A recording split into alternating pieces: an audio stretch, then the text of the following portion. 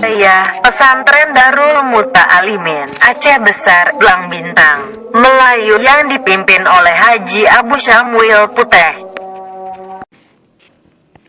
Sekilas cerita tentang Dayah Darul Muta'alimin. Sebelum lanjut, jangan lupa tekan tombol berlangganan, seperti komentar dan juga lonceng agar tidak ketinggalan berita-berita terbaru saya, dan dengan bantuan kalian ini bisa terus berlanjut.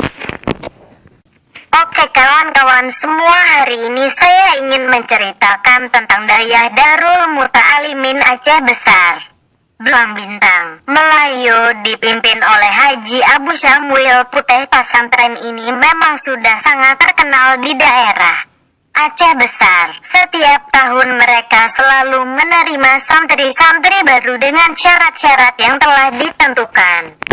Membahas tentang Pesantren Darul Muta'alimin memang sudah tidak asing lagi di kalangan Aceh Besar. Bahkan di berbagai kabupaten selain Aceh Besar, karena santri-santri yang menetap di pesantren ini banyak dari daerah selain Aceh Besar, bahkan ada juga dari Jakarta.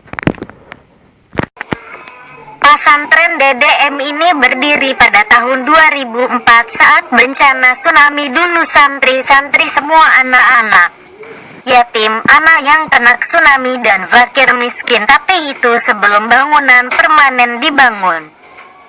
Setelah beberapa tahun kemudian datanglah pihak orang Turki ke Aceh dan melihat kondisi pesantren tersebut, maka timbullah belah kasihan dari orang Turki dan selanjutnya mereka membangun pesantren ini dengan bangunan-bangunan yang mewah. Itu semua karena izin Allah, dan alhamdulillah Dayah Darul Muta'alimin sekarang sudah sangat terkenal dan pendapat peringkat yaitu tipe A. Pesantren Darul Muta'alimin ini sebenarnya sudah lama sekali dibangun, tapi tidak semewah sekarang. Dulu hanya satu bangunan tua, tapi sekarang sudah berubah menjadi bangunan termewah di Aceh. Dan pesantren itu banyak sekali sejarah kala.